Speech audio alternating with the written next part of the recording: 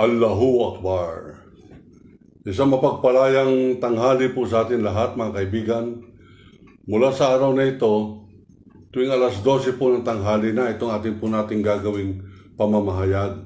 Sapagkat sa mga darating po mga linggo, babalik na po tayo sa istasyon ng radyo sa ganito ring oras. Kaya medyo sasanayin na po natin ang ating po mga tagapakinig hinggil po dito sa ating bagong schedule ng kawal ng demokrasya. Ang ating pong tatalakayin ngayon ay masyado pong sensitibo sapagkat ngayon idideklara ko po at kung meron pong makikiisa sa akin pong inaanyayahan sapagkat idideklara ko na si Ginoong Duterte ay incapacitated na. Ano po ibig sabihin yan?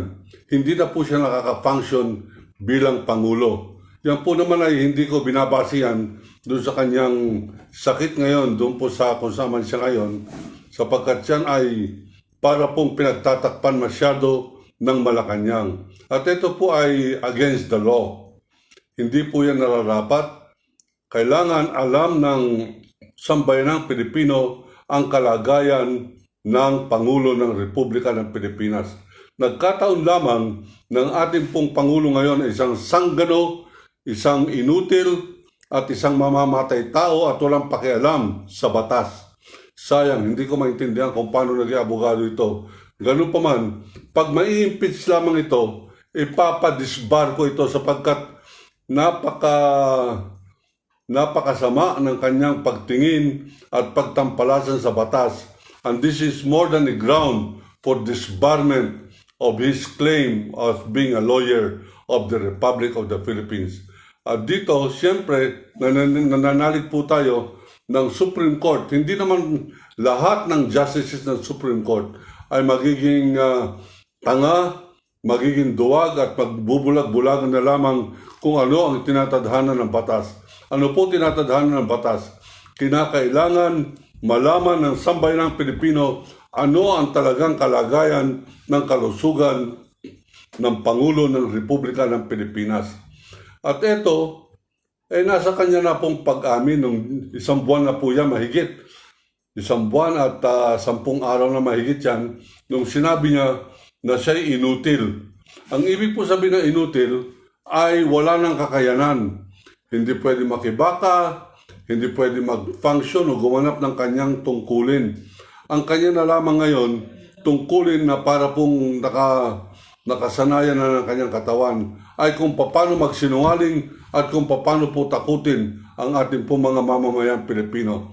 Sa araw na ito, sinasabi po ng kawal ng demokrasya, hindi po tayo natatakot kay Ginoong Duterte, hindi tayo natatakot sa kanyang anti-terror law, hindi po tayo naniniwala na siya ay may kakayanan. At kaya nga po pinipilit nila yung revolutionary government upang sa ganon, pag may nangyari kay Ginoong Duterte ay hindi po nila papaupuin yung Vice President of the Republic of the Philippines na walang iba kundi si Maria Leonor Robredo. Batas po yan. Hindi po maaaring hindi yan ipasunod kahit na ano pang gawin ng mga sip-sip kay Duterte. Abay, sumipsip naman kayo sa batas. Umayon po kayo dito sa ating saligang batas. Umayon kayo sa kung ano ang tinatadhana ng preamble ng ating pong saligang batas o konstitusyon. Sa araw na ito, dinideklara po natin, alam po ninyo ang ibig sabihin ng impeachment ay pagtatanggal ng immunity o ng kapangyarihan o yung pong sumasaklaw sa pagkatao ng presidente. Pag sinabi pong impeachment, tinatanggal mo na yung kanyang pagiging presidente at siya po ay maaari ng kasuhan ng mga krimen sang-ayon po sa tinatadhana ng batas na para po siyang ordinaryong tao na lamang. Sapagkat pag ikaw ay Pangulo, you are almost above the law. Pero you are not above the Constitution. You're only above the penal clause of the Philippines. Yung penal code of the Philippines. Ano yan? Kung ikaw ay nagnakaw, hindi ka pwedeng demanda. Kung ikaw ay ng babae, ng bastos, hindi ka pwede demanda. ikaw ay nakapatay, hindi ka pwede demanda sapagkat ikaw ay Pangulo ng Republika ng Pilipinas. Ngayon, Para ikaw may demanda, kinakailangan ma-impeach ka muna. Ano po ibig sabihin yan? Yan pong impeachment, pagtatanggal ng kapangyarihan ng isang Pangulo na hindi na po siya kinikilala bilang Pangulo and therefore yung kanya mga immunity o yung hindi po tinatablan ng mga kaso, tatanggalin na po yan. Kaya po pwede magkaroon na ng impeachment trial sa Senado. Pero pag ganito ka loko, ganito ka bobo, ganito ka traidor ang ating senador, ang ating Senado, wala po mangyayari dyan. Aapat-apat lamang yung oposisyon. 24 po yan, mga senador na yan. Overwhelming. Wala po silang kalaban-laban dyan sa apat na yan. Sinasamahan pa nito mga traidor ng mga Pilipino na kumakampi pa kay Duterte sa pagtampalasan ng ating saligang batas. Talaga po napakalaki na ng diferensya ng ating pong kultura, ng ating lahi at nakakadiri. Halos nakakadiri na maging Pilipino pag meron po tayong hanggang ngayon sumusuporta pa dito kay Rodrigo Inutil Duterte. Sa araw na ito, I am pronouncing him as an impeached president. Hindi na po natin hintayin itong Kongreso. Hindi na natin hintayin itong Senado. Wala po tayong pag-asa riyan. At kung kinakailang questionin tayo sa Supreme Court, baka may konting pag-asa dyan sapagkat ang taong bayan pa nagkakaisa at sinabi nilang ayaw na namin na maging presidente si Duterte at kami ay naniniwala doon sa panawagan ng kawal ng demokrasya na siya ay hindi na presidente, na siya ini-impeach na natin. Let us impeach him now, today. Impeach him starting today from our mind, from our speech, from our heart, from our lives. Hindi na po siya kasali. Hindi na po siya presidente.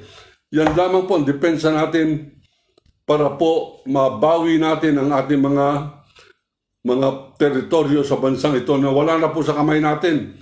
Wala na po sa kamay natin ang marami na pong bahagi ng Pilipinas. Andyan yung Foga Islands, yan po ay binenta na ni Gatchalian sa mga inchik. Binili niya muna yung tatlong napaka-importanting tatlong isla na yan. Malapit po yan dun sa Batanes, malapit po yan sa dulo ng Apari, sa northern part ng Luzon. Abay, tatlo po yan na malahahalaga mga isla. Foga Islands.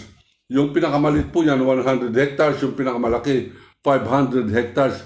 Lahat po yan nasa pag-aari na kontrolado na ng inchik. Mga komunistang inchik. At ito dapat ay illegal. Ngunit sapagkat si Ginoong Duterte, yan po ang number 1 na protektor ng China sa Pilipinas. Therefore, number 1 na traidor. Therefore, number 1 dapat sa listahan natin. Tanggalin na natin bilang Pangulo yan. Impeach na natin. Ngayon, ang pinanghahawakan niya lamang mga kaibigan ay yung kanyang mga kaalyado. Pinanghahawakan niya yung pulis. Pinanghahawakan niya military. Yung military at pulis, huwag na po natin asahan yan. Sapagkat yan, sabi niya sa military, yan ay pinapakain niya ng pera at ang mga pulis, dinoble niya ang sweldo at ito i-spoil sa kanya. Pinapangako niyang magkakaroon ng immunity from arrest or from prosecution. Abay, 100% ang loyalty niyan. Ang loyalty ng pulis ay kay Duterte, hindi sa saligang batas, hindi sa Filipino people, hindi sa Pilipinas. At ang solution lamang dyan ay si Duterte. Pag tinanggal po natin si Duterte, hihina ang proteksyon ng China dito po sa ating bansa. At yan, kinakailangan po natin, wala po tayong asahan kahit kanino. Sinasabi ng kaibigan ko, abogado sa New York, Duterte will invoke the Mutual Defense Treaty with America. Hindi po ako naniniwala dyan. Hindi ako naniniwala na itataya ng Amerika ang kanyang ekonomiya para isang maliit na pipitsuging bansa pareho po ng Pilipinas. Ang maaari lamang magligtas sa Pilipinas ay mga Pilipino sapagkat nasa atin po yung poder. Magkaisa lamang tayo. Sumunod lamang kayo. Magkagulo na buong mundo, basta ang Pilipino, dapat sa Pilipino pa rin. Huwag po ninyong intindihin yung mga trolls na yan, konti lamang yan. Yung mga trolls, na discover po namin yan, isang tao Meron po siyang 20 accounts. Yan ay binabayaran ng Malacanang 500 pesos bawat isang posting. Kaya nagpo-post po yan ng 20 hanggang 50 posting araw-araw. At yan ay kanila pong pinakikinabangan, malaking pera. Ngunit pera po yan ng inchik at pera rin po yan ng buwis ng bayan. Ngayon, humihingi si Ginoong Duterte at kanilang dinidepensa ngayon ng 4.5 billion pesos intelligence and confidential funds. Ano po ibig sabihin yan? Yan po ay extraordinary budget na yan ay hindi kinakailangan dumaan sa Commission on Audit, hindi kwikwentahin, walang pwedeng kumwestiyon sapagkat yan ay presidential prerogative. Anong ibig sabihin ng prerogative? Kalayaan na siya lamang ang pwede magdesisyon. Prerogative, presidential prerogative. Kalayaan at kapangyarihan ng isang pangulo na siya lamang maaring kumwestiyon, siya lamang maaring magdesisyon, siya lamang maaring makialam at wala ng iba. Papayagan ba natin to? Wala po tayong magagawa. Pero nandiyan pa rin ang ating tinig. Ipaparamdam natin. Hindi pwede mag-people power sapagkat COVID. At ito'y ginagamit ni Ginoong Duterte na sandata laban po sa people power. Sige, wala tayong magagawa. Kanilang pulis, kanilang military. Ultimong pulis, nakasuot na nga ng combat. Na dala nila mahahabang baril para takutin ang isang tao ang taong bayan. Sige, takutin mo na yung kaya mong takutin, pulis. Pero, hindi mo maaaring tutukan yung cellphone, hindi mo maaaring tutukan yung posting. Pag sinabi nilang, I subscribe sa Kawal ng Demokrasya na nananawagan na impeach natin si Ginoong Duterte. Pag nag-subscribe yan, paano mo papatayin yung 100,000 mga subscriber? Paano mo tututukan ng baril pag yan ay umabot pa ng milyon? At baka umabot pa yan, pareho nung kila Willie Rebillame, na kahit anong gawin nila, pakending-kending lang, umaabot sila ng 12 million viewers. Paano kung meron matino tayong mga Pilipino na abot po tayo ng 2 million viewers or 1 million subscribers sa Kawal ng Demokrasya? Meron na po tayong tinig. Pagdating natin sa Supreme Court, ay sa United Nations, pwede kong sabihin, I am backed up by 1 million Filipino citizens. You may look at my subscription. Di meron po tayo malaki. Sabi natin, hindi po ako nag-iisa. Hindi po tayo Ninoy Aquino na nag-iisa na lamang lumaban. Meron tayong mga subscribers, meron tayong mga naniniwala sa atin. Marami po nagtitext sa akin na, saludo kami sa iyo, Kawaldi. You lead us, we will follow, we will be there with you. Napakarami na po niyan. Pero, kailangan po natin makita yan sa subscription. Libre naman po yan. Hindi naman po kayo bubuwis dyan ng kahit na piso. Pipindutin lamang ninyo, subscribe. Pag nakita nila andanar yan, nakita ng military, nakita ng pulis, naku, paano natin papatayin to? Meron 1 milyon na subscribers. Naku, paano natin uhulihin to? Meron mga gustong tumulong sa kanya, nagbubuo na rin ng puwersa. At baka ito mag-umpisa pa ng civil war pag ito lumaban sa atin. Paano magkaka-civil war yan kung ang kanyang followers ay wala pa 1 milyon? Ang kanyang followers ay walang-wala pag i-compare kay Vice Ganda. Ngayon mga kaibigan, ang ating pong panawagan, magkaisa tayo. Kung naniniwala kayo na talagang mahal ninyo ang Pilipinas, isang tao ang tagapagtanggol ng China. Isang bansa lamang ang umaapi at umaangkin ng bansang Pilipinas. At siya ay Communist China. Nagtatalo-talo pa ba tayo? Tayo pa ba nagbabas o nagbabangayan sa social media? Hindi po ba napakalaking diferensya na natin? Magkaisa na tayo. Bakit ang kalaban natin Chinese? Ang kalaban natin, etong sila Duterte at yung mga nagsusulong ng revolutionary government.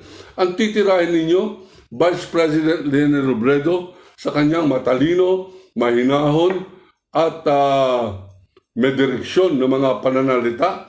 Siya ang pagtutulong-tulungan. medyo nakakadiri na po yung mga ganyang klaseng Pilipino. Mabuti meron tayong Robredo, mabuti meron tayong Laila de Lima, mabuti meron tayong Trillanes, mabuti meron tayong Antonio Carpio, meron tayong Del Rosario, meron tayong Conchitina Morales, meron po tayong Sereno, meron tayong Risa Hontiveros. Wala pa pong 20 yan. Babawasan pa natin, titirahin pa natin. 20 Pilipino out of 104 million Filipinos. Titirahin pa ninyo yung isa sa 20 na yan. Ngayon, meron po tayong sitwasyon sa media. Yung isang media na kahit na sa kanyang private account ay nag-fiscalize o nagbibigay ng kanyang sariling kuro-kuro, abay, ino-operate na po ng black propaganda ngayon. Yan po si Arnold Clavio. Ang tagal-tagal ng issue yan, 21 years ago. Yan ay pribado. Nagkaroon sila ng relasyon ng isang babae na nagkataon si Sara Balabagan. Nagkaroon sila ng anak. Hindi naman po irregular yan. Hindi naman yan kagimbal-gimbal. Nangyayari talaga yan. Bakit biglang-bigla, porke itong si Arnold Clavio ay para po bang lumilinya na rin sa amin ni Percy Lapid at para po bang nagiging makabansa at para po bang pinaglalaban niya ang kanyang paniniwala, abay hinanapan na po ng issue. Kaya nga sabi ko kay Percy Lapid, huwag ka magtataka kung tayong dalawa hanapan ng issue at huwag ka rin magtataka kung tayo ipinapaambus. Pero ako, sinabi ko na sa kanya, pag ako aambusin ko rin sila. Okay, babarilin ko rin sila. Ganun talaga buhay. Wala magtatanggol sa atin kundi tayo sarili. Wala rin magtatanggol ngayon sa Pilipinas kundi ang Pilipino. Wala na po tayong pag-asa. Ang Indonesia, lalaban po para sa Indonesia. Ang Malaysia, lalaban para sa Malaysia. Ang mga Vietnamese, lalaban po para sa Vietnam. Kalahati ng Pilipino, lalaban para sa Inchik. Hindi na pwede yan. Ipakita natin na medyo may karangalan tayo. Ipakita natin na medyo hindi tayo inutil. Ipakita natin hindi tayo lahat na Duterte ng inutil na yan. Ipakita na natin. At ang pagpapakita niyan, yun po sa kanyang popularity rating. Mas popular si Duterte kaysa kay Jesus Christ. Si Duterte, 82% approval rating sa social weather station, SWS. Ipakita natin at basura na natin yung SWS na yan. Huwag na natin intindihin yan. Ang intindihin natin, tayo. Kung nakaipon po tayo ng 1 milyon na subscribers, 1,200 respondents lamang yan sa SWS, 82%. Ibig sabihin, 820 respondents lamang ang nagsabing, oo, pabor kami kay Ginoong Duterte. Yung iba, hindi. Itong pabor na ito, questionin pa natin. Pabor ka na mapatsay na tayo? Pabor ka na ninanakawan tayo? Pabor ka na tayo sinasalbahe? Pabor ka na binabaril ang ating mga kapwa Pilipino sa ngalan ng anti-terror law? Pinapatay mga aktivista, babae. Mabuti na lang, binaril po siya sa katawan. Ang original na utos ni Duterte, barilin ang mga NPA o mga makakaliwa sa kanilang pribadong pag-aari. Yung pong kanilang pagkababae, doon daw barilin. Paano mo kakampihan ng ganyang uri ng Pangulo? Paano mo re-respetuhin ng ganyang uri ng Pilipino? Ngayon, ipakita natin, hindi namin nire-respeto yan. Pakita natin, hoy China, maghunos dili ka, tignan mo itong subscription sa Kawal ng Demokrasya. Itong Kawal ng Demokrasya, hayagan, sinasabi niya, hayagan, sinusunog niya inyong bandera, hayagan, pinupugutan niya ng ulo yung effigy ni Xi Jinping, walang cover-cover. Kami ay sumusuporta diyan. Kami nagsusubscribe dyan. Ipakita natin. Hindi lang yan. Pag marami po kayong subscription, medyo makakakuha pa tayo ng advertisement. At sa advertisement, medyo makakabili pa po tayo ng maraming bala, makakabili pa po tayo ng radio program, makakabili pa tayo ng bago po nating cellphone at mga computer na kailangan po natin sa pagpapahayag. At hindi po yan manggagaling dyan sa inyong bulsa. Dyan lamang sa pagpindot ninyo. Ipindot ninyo dyan sa YouTube, ipagtanggol ang West Philippine Sea o WPS. Pindutin nyo riyan. Meron po diyang lalabas na kawalan ng demokrasya at awitin na nagsasabing ipagtanggol ang West Philippine Sea. Pindutin nyo yung subscription. Pag pinindot ninyo yan, abay, pinalakas lang ninyo ang paninindigan at armas ng kawalan ng demokrasya. Ngayon, mga kaibigan, uulitin ko, ang ating pong kapangyarihan, dyan po nanggagaling ang kapangyarihan ng gobyerno. All government power emanates from the people. Ano po ibig sabihin yan? Lahat ng kapangyarihan ng gobyerno nanggagaling o hinuhugot lamang dyan sa taong bayan. Tayo yung taong bayan. Tayo yung magdidesisyon. Tayo magsasabi ngayon, Duterte, we are hereby impeaching you. You are now impeached as our president. Hindi susunod ang Kongreso? Hindi bali. Huwag natin sundin yung Kongreso kung ang mga congressman natin pareho lamang nila Marcoleta, Remulla, Defensor, at kung sino-sino pa mga ugok dyan na mga buhaya sa Kongreso. Huwag natin respeto. Nananawagan tayo, huwag natin respeto yung mga congressmen sapagkat hindi po sila kagalang-galang karamihan sa kanila.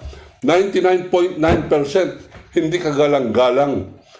Hahanapin pa natin na para po tayo naghahanap ng Eureka, naghahanap tayo ng isang honest man, mahirap pong gawin yan. Pero yan po'y karapatan nila. Baka naman po merong honest dyan, merong mga perdigaite, merong mga lagman, at merong mga mangilan-ngilan. Pero yung iba, mga buhaya na po yan. At aksidente lamang kung paano sila naging congressman. At aksidente lamang, therefore, hindi tayo magre-respeto sa mga accidental factors of history. They are the God-forsaken accidents of this God-forsaken country. Ngayon, paano po natin impeach si Duterte? Abay, napakadali. Una, sa puso natin, tanggalin na natin siya bilang presidente. Let's impeach him from our heart. Let us impeach him from our mind. Let us impeach him from our speech. Let us impeach Duterte from our lives. He no longer exists. And let us rally behind the Vice President because the Vice President is the duly mandated successor. O ngayon, kung sino sa inyo magsasabing, pakawala yata ni Vice President yan si Waldi. Hindi po totoo yan. Pero wala po akong pakialam sa inyong iniisip. I will not be held hostage by the malicious imputations of the malicious Filipinos of this God-forsaken country. Hindi po tayo magiging bihag ng kanila pong pagtatangka magchismis. Hindi rin po tayo magiging bihag ng kanilang pagtatangkang tayo takutin. Hindi po tayo magiging bihag ng kanilang bashing dyan po sa social media. Ngayon, ano-ano pa po ang gagawin natin? Yun lamang po, mag-support lamang kayo. Support by virtue of your finger. Subscribe. Makakarating na po ako sa United Nations yan. Bakit ako pupunta sa United Nations?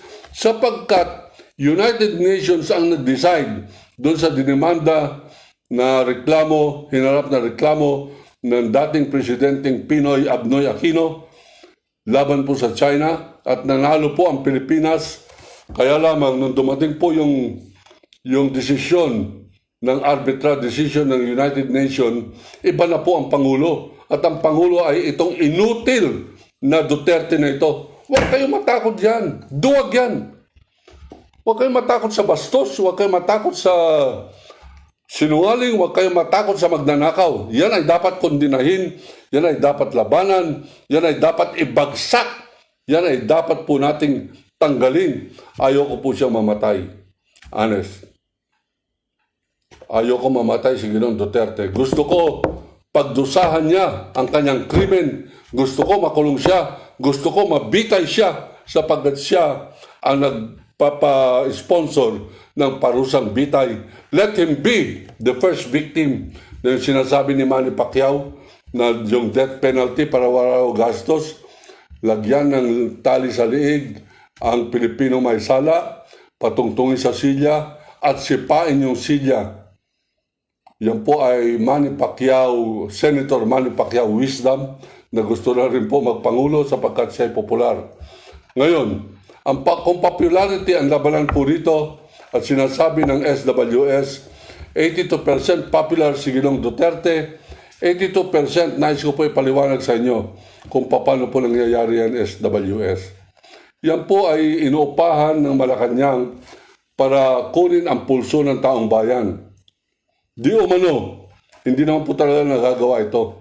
Pero in principle, meron po sila mga 20 mga tauhan maglilibot sa iba't ibang sulok ng Pilipinas, tatanungin, gusto mo ba ang pamamalakad ni Ginoong Duterte? Eh, tinanong mo yung illegal na vendor. Siya takot niya na baka siya ipatanggal. Opo. Okay, check. Bibilangin po yung mga check na yan at titignan nila out of 1,200 respondents. Ang ibig sabihin ng respondents, yung tinanong na nagresponde. Sumagot, respond, sagot. Sumagot sila, respondent na po yan. Tinanong sila, ikaw ba ay sumasang-ayon sa estilo ng pamamalakad ni Ginoong Duterte? Eh, meron po mga bugok na Pilipino agad-agad. Idolo nila yung bastos, idolo nila yung kriminal, idolo nila yung palamura, kasi akala nila matapang. Eh, yun po ang virtue na wala sa Pilipino, kaya po believe sila sa matapang. Matapang yan, ang galing magmura. Matapang yan, sabi niya, papatay, maraming papatay, pati pari. Lahat minumura, matapang yan. Opo, sang-ayon ako. Okay, lista na naman yon. Kung totoo yung kanilang paglilista, pero ganun po yan. Sa kanilang kalilista, umabot po ng popularity ni Ginoong Duterte out of 1,200 Filipinos na tinanong.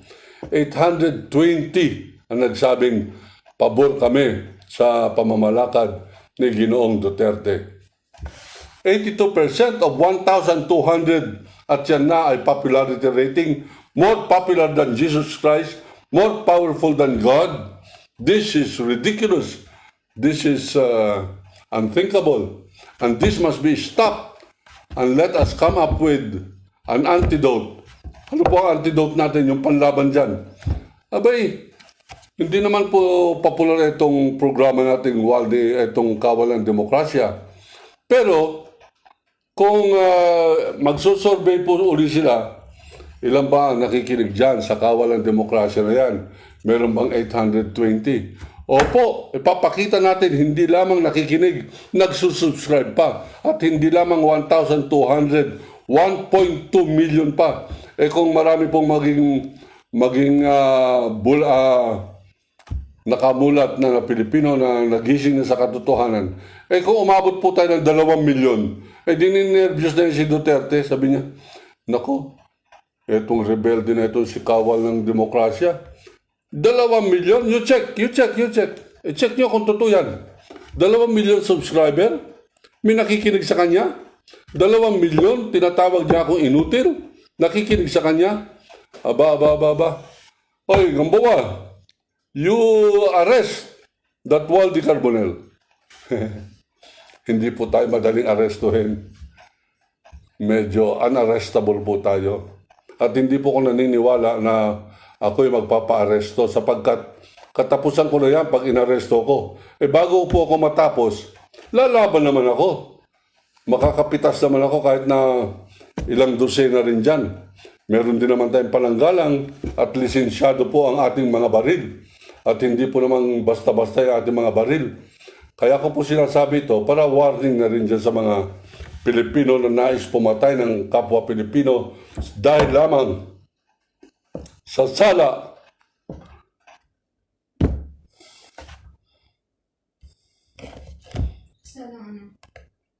ng pagtatanggol sa Pilipinas.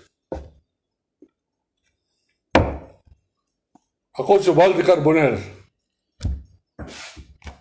Kawalan Demokrasya.